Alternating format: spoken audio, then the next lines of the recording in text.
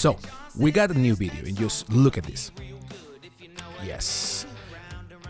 If you stick in this video, I'm gonna show you and I'm gonna share with you how to make a poor man's burn-ins. And no, don't even think, oh my god, I'm gonna need a brisket and I'm gonna be needing 12 hours. No, 4 hours and a half, maybe 5 hours, you'll be ready eating this deliciousness. Then is the best way to eat it, of course, not because I'm Mexican, in a taco. A taco is the best way to make this. And it has to be a yellow corn tortilla, perfectly warm. And grab another piece, because what the fuck, you deserve that. Just look at the color of this, like the smoking we can see in there, like the flavor, guys. When I'm telling you the combination of the rub with the sweetness of the barbecue, it was just look at my face. So stick with me and I'll show you how to make this. Let's start with the video, shall we? So as I mentioned, you will need a nice piece of beef chunk. We're gonna use brisket on this one, so just beef chunk. Beef chunk as brisket, they're really popular for having a really nice internal fat, what is called marbling, what we can see right there. And that's, flavor-wise, that's gonna be the best. We're gonna try to create the perfect bite. I'm not a small bite person, so my bites right here are gonna be like 2.5 inches maybe, because, you know, we like a good bite. So make sure to get some of that fat, so like that looks perfect in there. You can see that's gonna be just amazing with that fat in there. We're gonna try to render all that.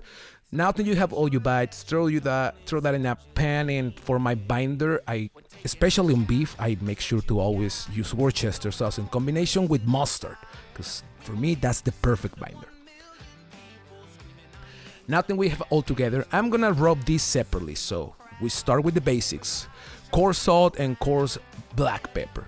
After that, staples on my rubs: granulated garlic, granulated onion, because it's just the best.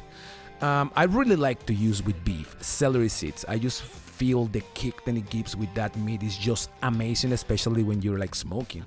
Smoked paprika has been like my to-go on paprikas, but recently I just got my hands on some sweet paprika. Then I'll be using this weekend in some pulled pork. I'll keep you updated. Now that we have all our bites perfectly rubbed, it's time to start a smoker. So normally I'm the kind of guy that every single smoking session at the end I try to like leave my smoker like half ready, because excuse number one of every smoker is to clean your smoker. So I'm gonna use right here my favorite briquette. Just look at those babies, Royal Oak, just amazing in there. Stock a little bit in there, cherry wood. Everything I use is cherry wood and pecan. That's it. I don't use anything else. Not because I don't like it, because I just think I don't need it, honestly. And we have that ready. We start a smoker. Let's get it like nice and warm in there. We reach our temperature 225 degrees. That will be amazing, and it's time to throw the beef in there. You should know your smoker or your oven. In this case, you could totally make this in your oven. So know your hot zones and distribute everything perfect. And for this case, I'll be checking on them in 1 hour, because this small pieces is different than big pieces of meat. So I'll be back in 1 hour for this one. 1 hour went by and I checked the temperature and I realized they're going good. But yeah, I shouldn't have checked in an hour. So 2 hours is the perfect mark for this one. And for this one, I'll probe one in front of you and you'll see we're hitting 150 degrees. That's perfect. A lot of people will tell you to wrap this with butter and barbecue at 165. But me personally, when it's burn-ins, I think it has to be 180, 185 for that perfect bark in there. So I'm gonna have to go out. So I'm gonna try to find the most beautiful bite in there. I'm gonna probe that one so that way I can get an idea of the temperature going on, because I'm gonna be out for 2 hours. So let's just spray and we'll be right back. Now that we're back, those babies are just perfect. They were reaching 183, so that's just time to wrap them. So let's put all that on the tray and let's just go back to the table. Look at that. Woof. Okay, let's do the magic.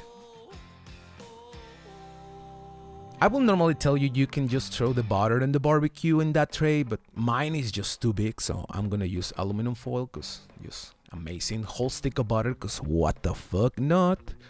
And a little bit of more rub. Why? Because we're gonna add some barbecue sauce, which is gonna be like some sugar and sweetness, so we're gonna try to get some balance in there.